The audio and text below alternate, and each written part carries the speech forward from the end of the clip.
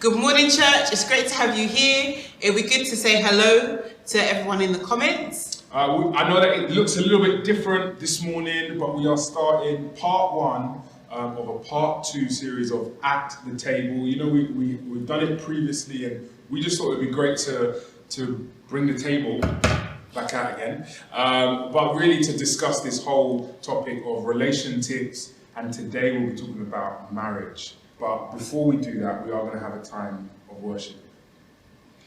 And we're going to pray before we head into that time. Father, Lord God, we just thank you for this morning, Lord God. We thank you for this day that you have made, Lord. We thank you that you have brought us safely through our weeks, Lord God. And regardless of the week that we have had, Lord God, we're able to just gather here and meet with you today, Father. And we just commit the discussion that we will have today into your hands, Lord. In your name we ask, amen. Amen. Church, why don't you stand up? Why don't you worship God with us today? This morning, we are going to continue in our series of relation tips. We are going to explore the topic of marriage at the table this morning. And the truth is that good marriages, they're not kind of just assembled on the morning of your wedding. It's something that you have to build throughout the years. And I think sometimes we have romanticized relationships and marriage, and we make the wedding the main focus, when actually the wedding is only one day. Yeah. There are many more days to come. And one of my friends, they use this phrase about, and they say, better never stops. And I think that is a real statement that should be connected to marriage, that actually marriage is about building something better every single day. And so rather than kind of just thinking about and I guess fantasizing about the image of what marriage should look like, today at the table we want to really talk about the nitty-gritty side of it, the challenges, the difficulties, but also principles and how we can just live godly lives in our marriage relationship. Cool. So yeah. Should we introduce our special guests? Let's introduce our special guests. So today we have joining us Margaret and Andy,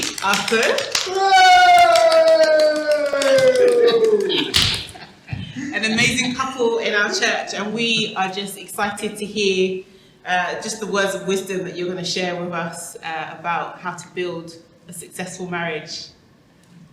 Okay, so we're going to kick off our first question, nice and easy. Tell us about when you met. Okay, I'll answer that. When we first met was back in 1978. Wow. I knew Andy as a young man, actually. And we were friends, and then he went his way and I went mine, but we kept connected by phone and, you know. When we lived in the same area, he was my bestie. Andy was my best friend. So I have known Andy for 41 years. Wow. Obviously, we haven't been in a relationship for 41 years. We've been in a relationship we've been married for 21 years. Wow. I went off and he went off his way. And then I got into some, I would say, difficulties with relationship. And I turned to my best friend. And the rest is history. Wow. Is that a similar story for you, Andy? Yes. Was she your best friend? Absolutely. And That's a good answer. Can't Right? put him on the spot. Yes, it is. Yeah, I think we have, in that sense, an unfair advantage because we were friends first. Yeah.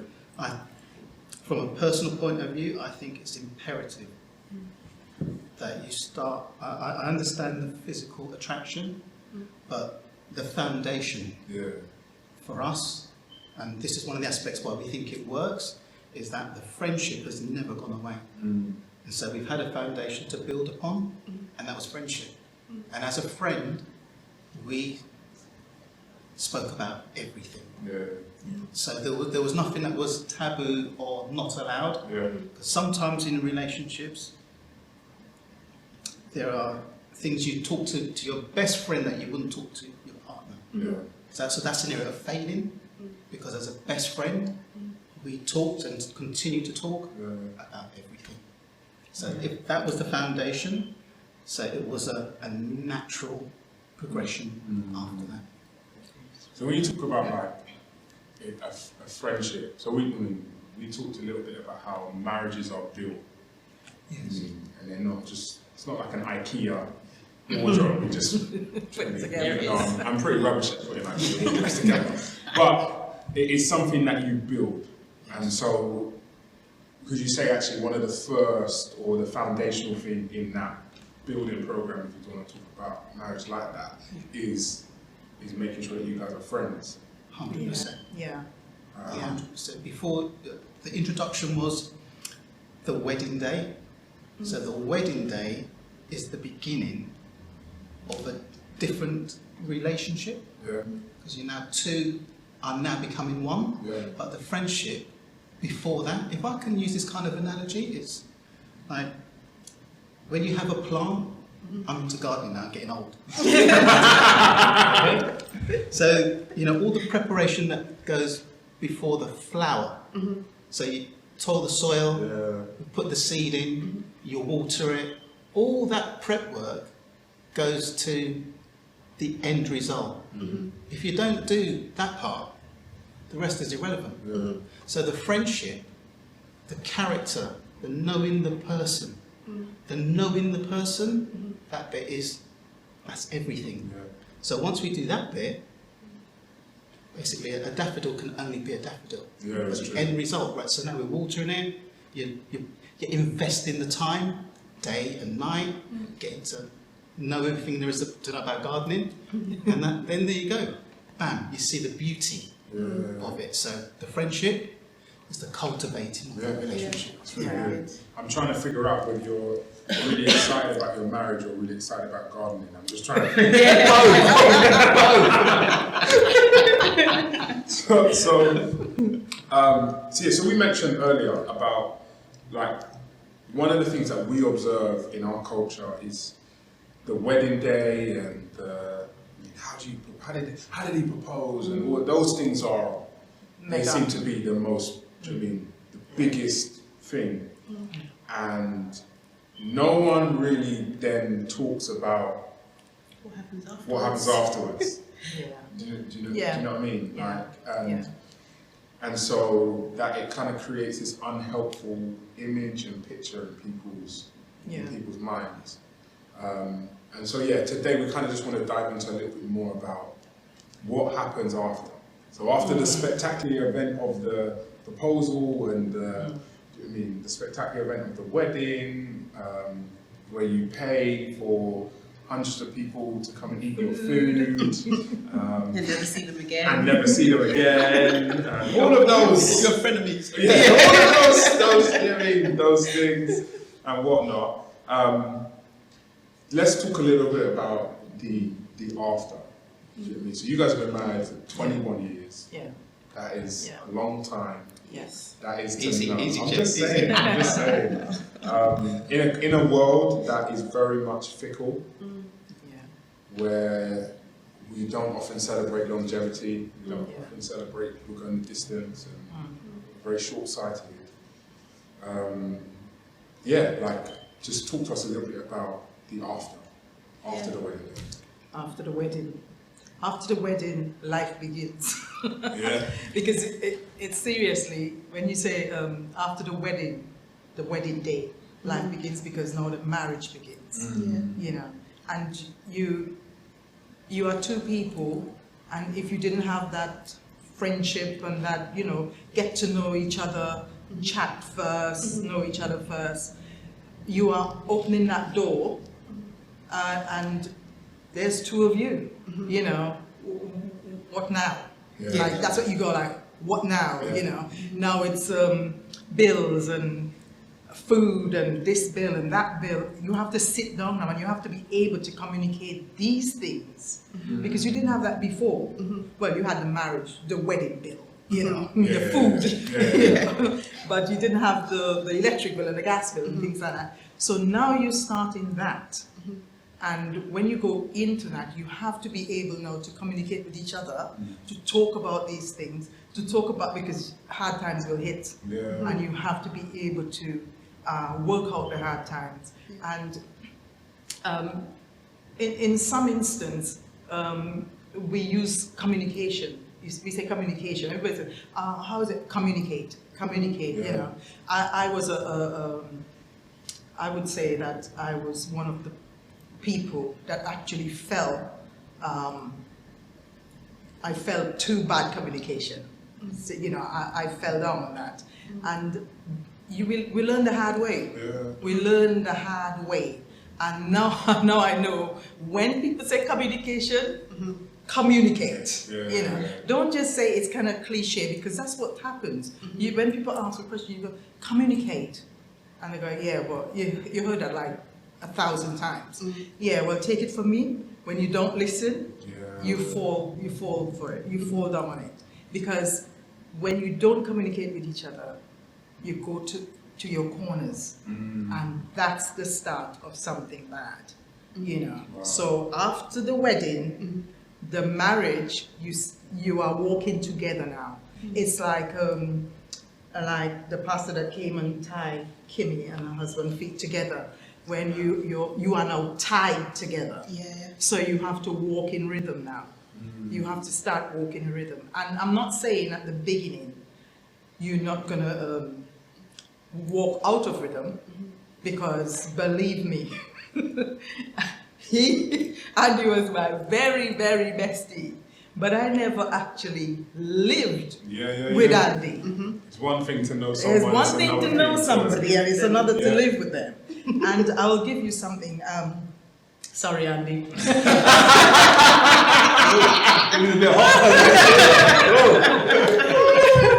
Sorry, babes. But Andy eats really slow. Yeah, and I eat really fast. I will finish my plate, and he would not even be halfway gone. And that irritated him. I used to say, babe, did you taste that? It's like, he would just look at my plate and, did you taste that? And I'm thinking, are you gonna eat? The food is still there. And I'm thinking, your food will go cold, you know. And it's funny how the small things, the little things irritate, isn't it? Because he was slow and I was like the moving one, it kind of like, you know, we're getting dressed to go out and I'm sitting there like, you know, the woman is always the one putting her makeup on and stuff, and the guy is always going, come on. And, you know, it's a reversal. It was total reversal. It's a bit like that for us, I think. It is a bit of a reversal. Take them together. Yeah, that's fine. Yeah, I was being nice. Yeah, It's I was been just nice. trying to figure out whether you're trying to be nice or not. It's been nice. But one thing you a word that you kept repeating is communication. Communication. Yeah.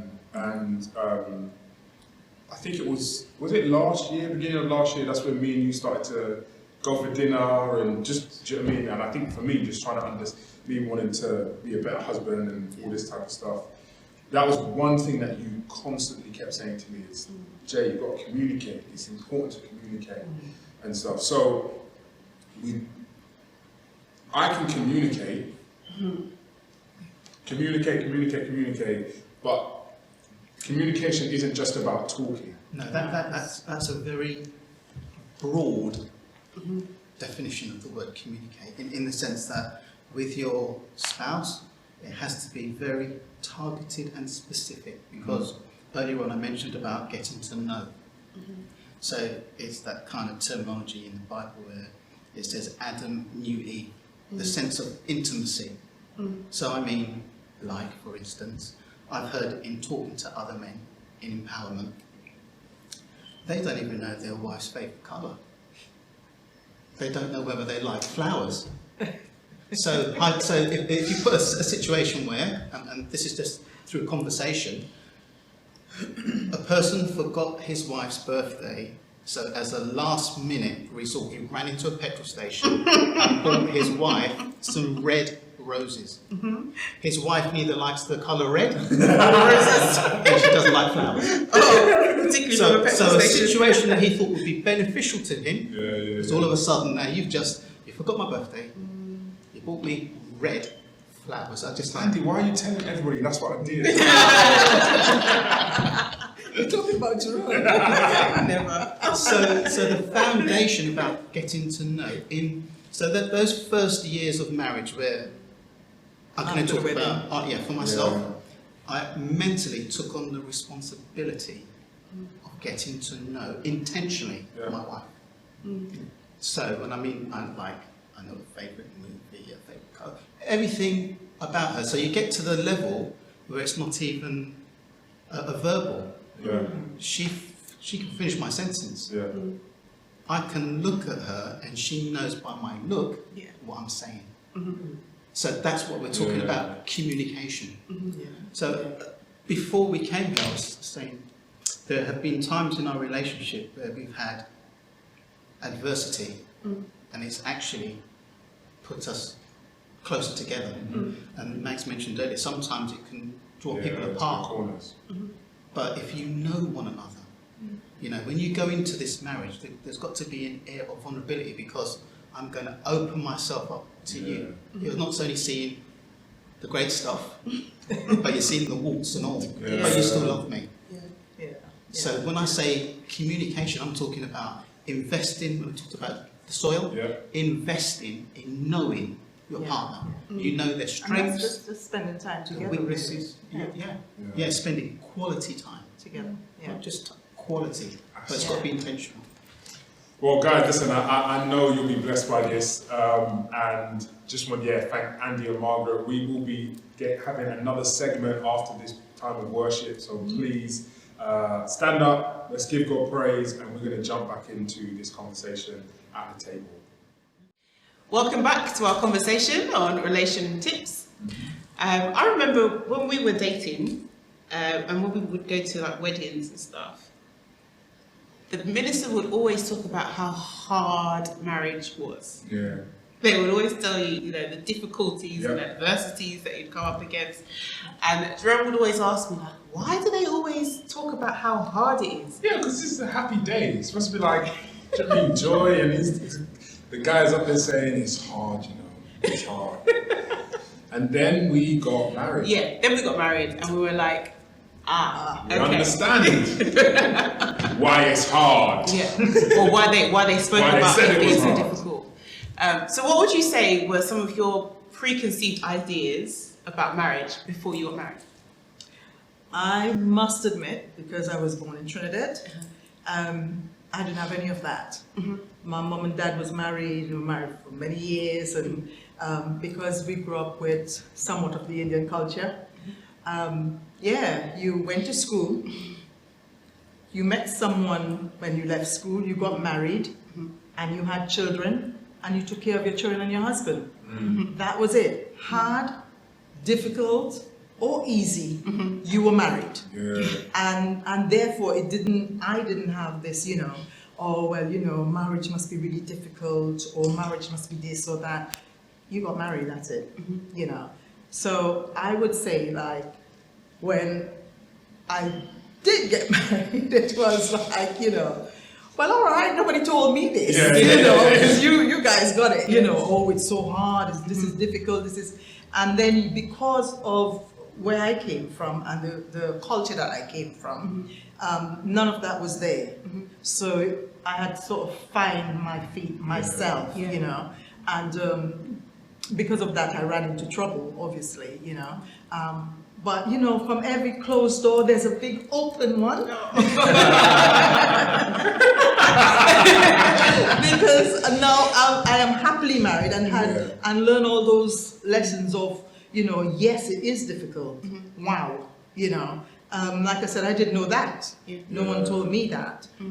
So now that I know, there are things that you go through, and you have to know you're in a marriage, and it's difficult, and there's sometimes you have to just hang on to each other And I think that's the best thing I can say to anybody. Like, you're walking in there and people say, yeah, it's difficult. Sometimes, it's difficult, and you have to lean on each other, and you have to, there are, what do they say? There are rocks in the road, but you've got to get over them. Yes, and I would say that I didn't go with any of those, but I must admit that I've learned my lesson. Yes, over the years. Yes, over the years, yeah. So for you, Andy, what was your kind of, was it the same? Was it different? No, it was completely different, because as a young man, I was completely irresponsible.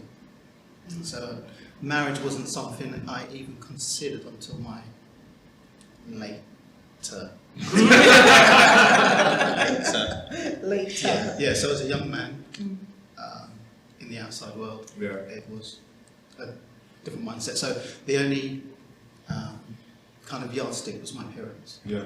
So marriage was, get to a certain age, come together, produce children, and I don't need to tell you about the West Indian culture. You know the West Indian culture. So as I said to you, once I became serious, we got engaged and stuff, it dawned on me then it's now responsibility. Right. So from the time I recognised and made the choice to be responsible, my own mindset about marriage was completely, that was the birth really. Yeah. Before that it was just like, no. Yeah. And do you think that is sometimes the challenge, that people go into marriage with their own concept of what it's going to be like, and then that concept hits the reality of the real life of their actual marriage? For sure, because It's pretty, isn't it? yeah, it's not even for me. It's not even like pretty or ugly. If you go in with these preconceived expectations, which are not realistic, it's a little bit like, okay, we're all familiar with what oranges taste like, but do you know what this orange tastes like? Yeah. So everybody's marriage is completely different. Yeah. So as we discussed earlier on, what you put into, if you realise from the beginning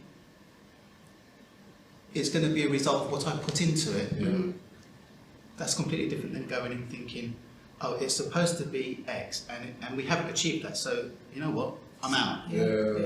No. So that's a product of your own preconceived ideas. Yeah. But that's not reality. Reality is what you make it, what you invest into it, and then you come together. Like Meg said, there's been times in our marriage, external pressures put a pressure on the marriage. In my industry, lots of times it's been very hard because it's cyclical. Christmas, it's hard. After people have enjoyed Christmas, no one wants to drive around. So, but before then, you've got to work extra hard. So you're spending time apart. So that puts a strain. But that we come together knowing that when we have quality time, make it quality. So there's different aspects, but the reality is, in my experience, what you put in, you will get out. The secret, the tip is to know you have to put in. Yeah, very good. Very good. So, what do you feel are some of the challenges? We've talked a bit about people's preconceived ideas going into marriage. That can be one of the challenges that they face. But when you are married, and we can talk a little bit about maybe kids. I think kids are a blessing from God. Of course they are. But they create challenges. Yeah. Sometimes, if we're real, external pressure. Exactly. But if we're real, sometimes people have kids because they feel that it might save the marriage or things like that. Or you have kids and the husband feels like mum's attention is all on is all on the kids, but you're a grown man, so how can you be jealous of a 3-year-old or whatever? And that can begin to create what Margaret said, corners. You start to go to the corners of your relationship. Yeah. And so, let's talk a little bit about that. But before we talk a little bit about that, we are going to go to another time of worship. And we're going to be worshiping in our giving. And so, church, we just want to say thank you so much for your generosity. Thank you so much for your constant giving to the church and enabling us to do what we need to do to support the community. There are loads of different ways that you can give. Today, you can give via text. And actually, I think when we were talking to Nick, once you set up the text, it's pretty straightforward. So you can give by text, you can give online by going to our website and pressing the give button, and you can also give by check if you make your checks out to Emmanuel Pentecostal Church. Our address is on the website, and if you send it in, one of our finance team will process it. But church, thank you so much for your generosity, and let's worship in our giving.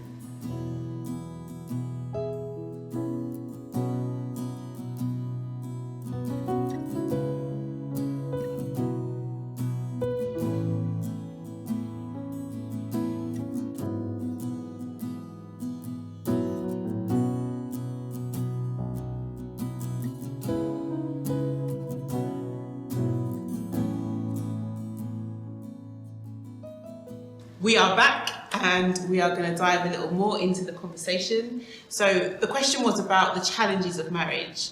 And I think for us, one of the challenges definitely has been having 2 children. Yeah.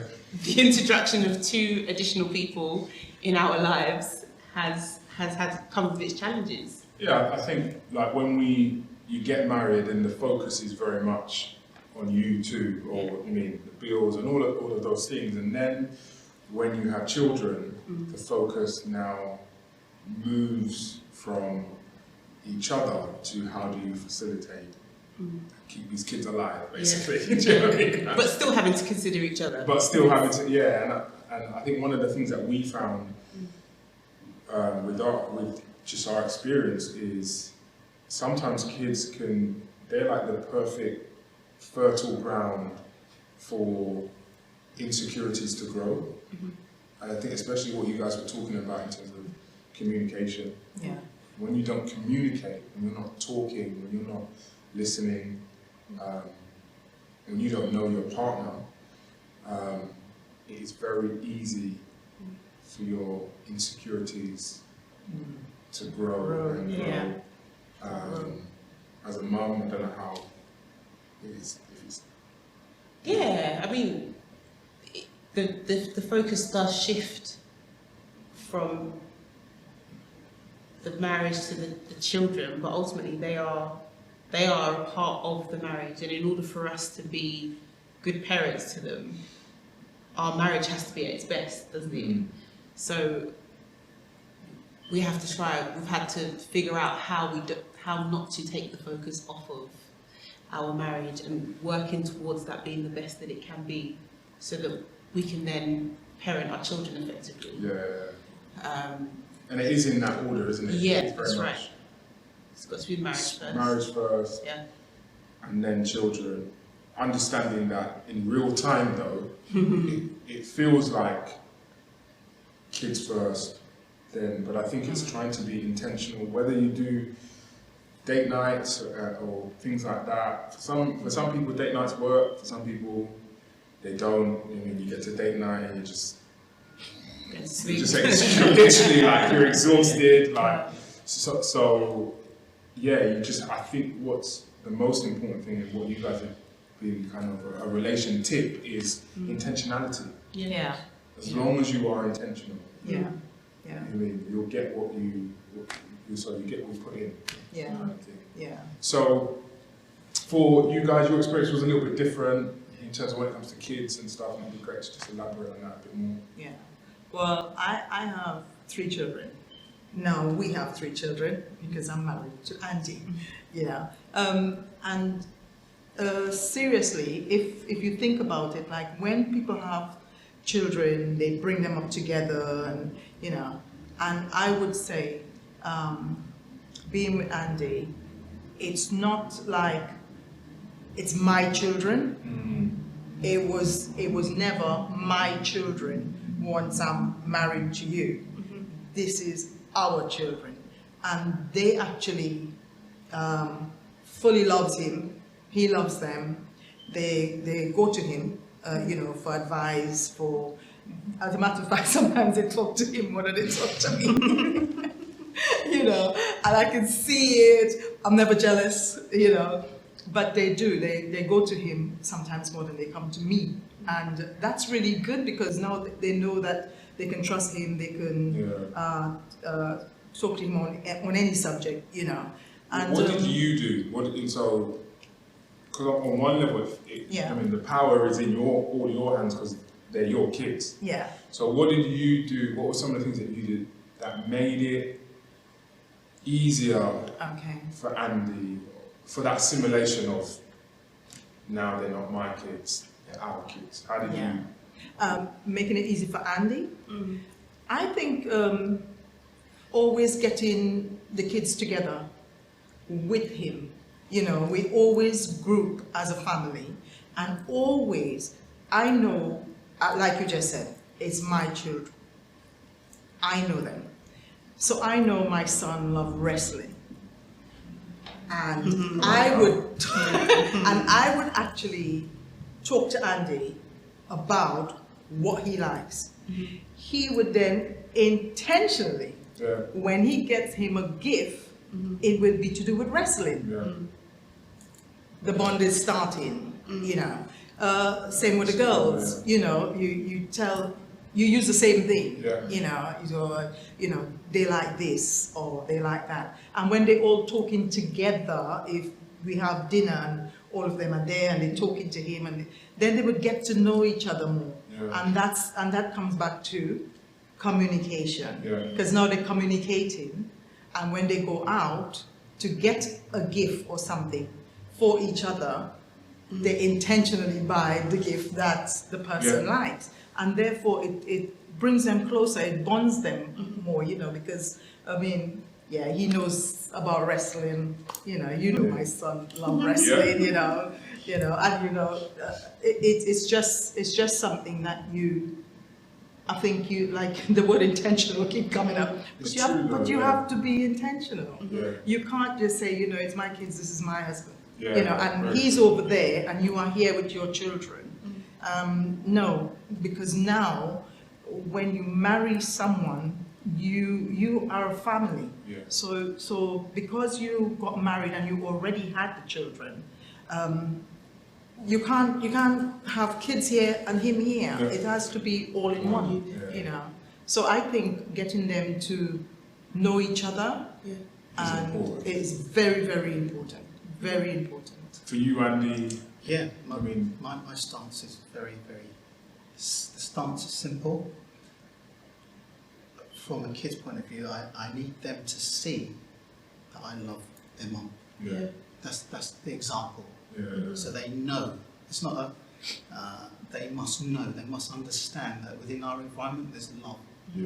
Secondly, I intentionally intrude, purposely their space. So wrestling's not my gig. I've grown to appreciate the fake sport. But yes, we know it's fake. Only a few weeks ago, I sat down and watched a Tupac movie. Because she is crazy about Tupac. So it's not for me. Don't get me wrong, I enjoyed the movie. Actually, I was quite pleasantly surprised. So you make a purpose to, I believe there's nothing more edifying than sacrificing your time, because once it's gone, you can't get it back, for someone else. So they can see I've taken the time to spend with them. So again, I'm investing time. So it's not just, I love you, and by the way, when you live close, talk behind you. That's, no.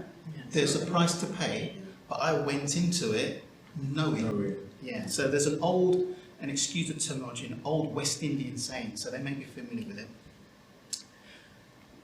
If you purchase the cow, you have to purchase the tail.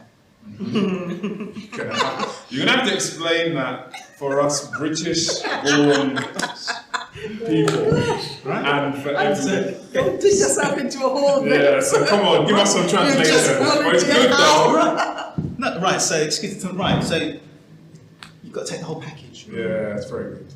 Right? So I love my wife, I love her children. Yeah. That's the package. Yeah. It's a package deal. Yeah. Yeah? Everything included. Can't be, this bit there. So if I say I love my wife completely, Then- everything included. All in or not at all. Yeah, so good. You've made it very clear, Andy, that you are still deeply in love with your wife after all these years. Yeah. Give us some tips. How have you stayed in love? Again, intentional. Being intentional. I tell my wife, she can verify, I tell my wife every single day that I love her. A number of different times a day to let her know how I feel about her. I buy her gifts sometimes. And I think the answer, the short answer, seriously, is really to laugh with each other, at each other. And you have private jokes, we have private jokes. I can say a word and he would just start laughing. That's between the two of you, So if you do that, if you always have fun, and it's hard to do that sometimes when you're busy. Yeah. But you know how they said you can't always, when you're always busy, you drop your Bible. Yeah. So you intentionally read your Bible, intentionally spend time with your spouse. That's very good. I think, in the West Indian culture sometimes, and maybe in other cultures, you just feel like when you're married for a long time, sometimes it can look from the outside like people don't even like each other. You know what I mean? You kind of think, oh, this is not a great example. And stuff. So that's some really helpful relation tips. All right, so we've been talking about communication, and that's one thing, intentionality and communication. Yeah. But what do you do when you feel that actually you're communicating, but the other person is not comprehending your communication? I think I've been there. I think we've been there on a number of occasions. A long time ago. Yeah, because when you're trying to communicate something to someone and they're not understanding what you're saying or what you're trying to say, it could be a very frustrating thing. What I would say is, and what I did, I can only talk about what I did. Yeah. What I did was, I got frustrated with that, and I literally sat down and cried because I'm saying, you're not understanding what I'm saying. Until Andy would sit down with me and he would dissect it. I'm trying to say something, but you're not understanding what I'm saying. And then he goes, little bit by little bit. I'm saying this through even frustration sometimes, and I'm answering him, but do you get it? Yeah. Do you get it? And he would say, you know what? I think it's how you feel, and this is how I feel. So if I explain to you, and you understand why I'm not understanding what you're saying, and we sit down, and I must admit, when this did happen with us, we sat for ages because you give the time, and then you start, okay, I understand. And sometimes you say, I understand, you're not understanding me. This is what I understand. I understand, you're not understanding me. Okay, but let's leave it right there.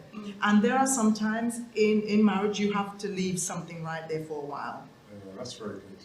Because if you don't leave that there, sorry darling, if you don't leave that there for a while, you're gonna keep knocking heads, and that's when you go to your corners. Yeah.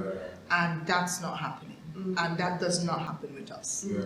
You know, I must admit that if something is like frustrating me with Andy about, or he's with, I'm actually like, okay, I'm gonna leave that right there now, Yeah. and I'll come back to it. I go quiet, and he knows me now. So Yeah. if I go quiet, he knows. Yes. He's gonna, you know, what's wrong? Nothing. Yeah. When a woman says nothing, Sound she familiar? means everything. You know, Everything. nothing. Everything is wrong. Everything is wrong Everything with is the wrong. world right now. So, you know, so then he knows, okay, I would leave you alone, and he makes me a cup of tea, and, you know, you just sit there. Yeah. And then I'd say, you know, when we were talking about this yesterday, so and so, and then suddenly So you are communicating. it feels very much like when the heat is in the moment, that's not the best time to talk about it. Sometimes it's actually time to give some, just to breathe Yeah. and allow Yes. raw emotions to simmer, Absolutely. and then to kind of, I was Yeah. going to say, from a man's perspective, I've learned put ego aside, be quick to sincerely apologise, and move forward. yeah. Yeah. Sometimes there's, sometimes there's going to be failure. Admit there's failure in a relationship as regards to an issue or topic. Put ego aside, apologise sincerely, and just move forward. One thing I would say for any married couple is, I think whatever stage of marriage you're at, I think it's super important to have accountability partners, to have people that speak into your marriage, Yeah. that you can talk things through, that Yeah. that they normalize. Because sometimes when you're in marriage, you feel like it's just you guys, and then stuff happens in there, and you're like, is this normal? And sometimes it's good to talk to other people, because then some stuff you might realize, but that isn't normal, and sometimes you realize that is just what happens, and it is a normal thing. Last question that we want to, I guess, dive into this morning is, if marriage is a God-ordained institution, then how have you over the years intentionally helped your spouse draw closer to God? We talk about marriage is supposed to glorify God, but how have you been intentional about that? For us, it's I don't try to make it simple, but it is. We intentionally spend time in the Word together. Yeah. So we obviously, people are at different levels, but we find common ground, talk about what we've looked at, a bit like the kind of, she's meant the Ethiopian, the eunuch, kind of, she'll look into the Word, ask a question, understand me, give an answer, then we come together. Many times we've gone to pass the page, pass the need to get clarification. So we set aside time because we know that Jesus is the centre of our relationship. Yeah. I must admit that there were times when I spoke to someone and I said to them, Andy, speak to me from Cambridge to Lewisham. And they said, how do you talk for that long? And we Bible study. When I was in Trinidad and he was here, I was selling our house, and we were apart for months at a time. So I have 2 months, and then I'll come back, and then I'll spend another 2 months. And every Sunday morning, I would leave church in Trinidad and set my Skype up. Because now I've got my 3 Bibles open, because I didn't understand what the pastor said, and so and we Bible study. And like I said before, I read the Bible a lot. And not because you read in the Bible, you're understanding what is in the Bible. Yeah. But when Andy took that Bible and he started reading, then he took off, and I started to like, wow, well, what does this mean? And I felt like I went back to school, because he literally pulled me into, because I really could have just said, well, I read the Bible twice, I don't really need to know about, all of that. But yeah, he would sit, and when I asked a question, he would refer to the Bible and sit with me. And I think that's great, actually. I love that about him, because he never says, I'm busy, if I have a question, about anything. But when it's about the Bible, he's there for a few hours. That's good. Yeah. That's Actually, good. followed me into this church, then we joined a home group in this church, so all the time we're learning and Together. growing together. Yeah. Guys, that's so. I feel like we're going to have to dive into this conversation and topic a lot more. I think, some of the main things that we can draw from today is this whole understanding of communication and intentionality. That those are the things that help build a good, strong marriage. Whether you're married for 2 years, 10 years, or 25 years, those things are key at the different levels and different stages. Well, church, we've come to the end of our at the table conversation about marriage. We hope that you have enjoyed it. We hope that there have been some really helpful tips. Whether you are planning to get married, whether you are married, you just got married, or you've been married for many years, we really hope that you've been blessed today and that we've been able to help you again to live in your marriage applying godly principles. But this doesn't have to be the end. What you can do is you can jump on Cafe Church, and I think it'll be great for us to, as many people as possible, to jump on and really dissect and discuss a lot more some of the stuff that we've heard this morning around the topic of marriage. But also Life Connect, we want you to be a part of Life Connect in our church. It's so important for accountability, for fellowship, for building your faith, and very much stuff that Andy talked about in terms of growing intentionally in your faith. And so the email will be on the screen, and one of our team will get in contact with you and put you in a Life Connect group. And so I know that we've come to the end of our service today, but we will be back next week, same time, same place. Stay blessed and ciao.